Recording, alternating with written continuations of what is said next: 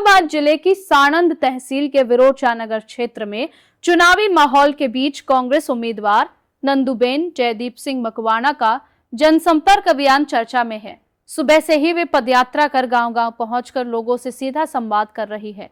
बड़े मंचों के बजाय वे चौपाल पर बैठकर बुजुर्गों से बातचीत कर रही है और महिलाओं की समस्याएं सुन रही है।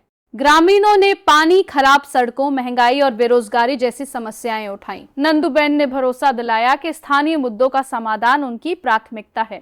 दोपहर की तेज धूप में भी उनका डोर टू डोर अभियान जारी है, जिसमें युवाओं का खासा समर्थन देखने को मिल रहा है। साणंद क्षेत्र में लोकतंत्र बचाओ, बुनियादी सुविधा लाओ का नारा गूंज रहा है और लोगों का रुझान तेजी से उनके पक्ष में बढ़ता नजर आ रहा है।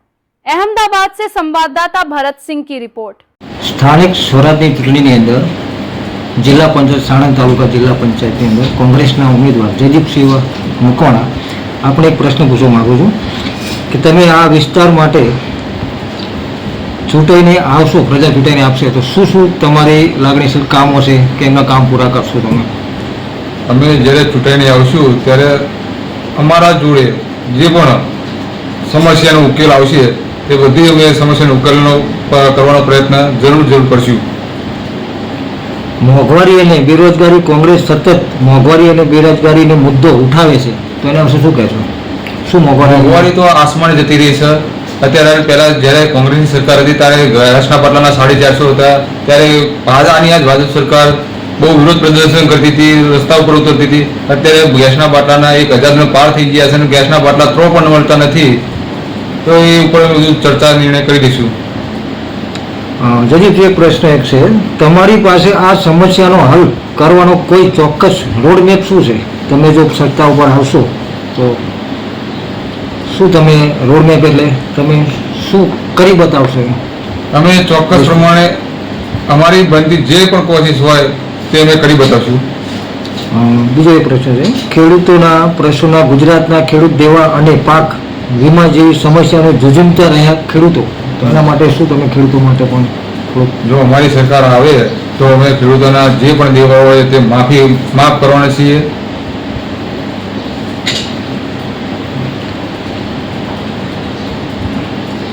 બીજો એક પ્રશ્ન છે કે રાજકીય અને સંગઠનાત્મક પ્રશ્નો પક્ષ પલટવાર કે કોંગ્રેસમાંથી ભાજપમાં જાય, ભાજપમાંથી કોંગ્રેસમાં જાય છે, તો તમે એના વિશે અનેક નેતાઓ પક્ષ છોડીને રહ્યા છે, તો એના વિશે શું કહેશો? એમાં એવું હોય છે કે આજે મારે ટિકિટ ના મળી તો હું વિરોધ કરીને બીજેપીમાં જતો રહું કે કોઈ પણ અન્ય પક્ષમાં જતો રહું, એમાં કંઈ બીજું હોતું નથી।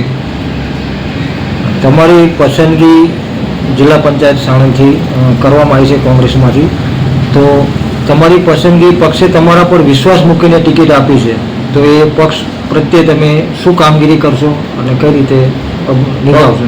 પક્ષ સાથે અમે લગભગ 20 વર્ષથી કોંગ્રેસ જોડે છીએ। જ્યારે મારો જન્મ હતો ત્યારથી અમે કોંગ્રેસ જોડે છીએ અને એમની વફાદારીનું મને આ ઇનામ મળ્યું છે। મારા ફાધર પણ અત્યારે જિલ્લા પંચાયતના સદસ્ય ચાલુ હતા અને એમને દુઃખદ એવો સમાચાર આવ્યો કે એનું એક કેન્સરની બીમારીના કારણે એ એક્સપાયર થઈ જાય। એમના હિસાબે મને ટિકિટ આપી છે અને હું કોંગ્રેસ પક્ષ જોડે વફાદારી રહીશ। બીજો એક પ્રશ્ન છે, સરકારી સુવિધાઓ, ખાનગી શિક્ષણ અને મોંઘી આરોગ્ય સેવાઓ સામાન્ય માણસની પહોંચની બહાર જઈ રહી છે, તો આ માટે તમે શું કહેવા માંગશો? એમાં એવું છે કે શિક્ષણની વાત કરીએ તો કોઈ મેનેજમેન્ટ હોતું નથી। આગળ શિક્ષકોને ખાલી પગાર એમના કામ કરવા માટે જ આપે છે। આપણે જોયું હોય છે કે ભાઈ એસઆઈની કામગીરી તો શિક્ષકોને આપી, પછી વાંચે ચૂંટણીની કામગીરી તો શિક્ષકોને આપી, હવે અત્યારે પેલા કૂતરા ગણવાની પેલી આવ્યું તો પણ એ શિક્ષકો જોડે કરવા છે। શિક્ષકો છોકરાઓને ભણાવે કે પછી આ કામગીરી કરે? અત્યારે પ્રાઇવેટનું બહુ મહત્વ થઈ ગયું છે, એટલે છોકરાઓ પ્રાઇવેટમાં બધાને મિલવા માંગે છે આના કારણે। બાકી સરકારી શાળાઓ બધી સારી છે। તમારી પાસે ભાજપના મોડેલ સામે કયો મજબૂત વિકલ્પ છે? અમારી સામે ભ્રષ્ટાચાર મુદ્દાઓ ઘણા મુદ્દાઓ છે, પણ મેન તો ભ્રષ્ટાચાર।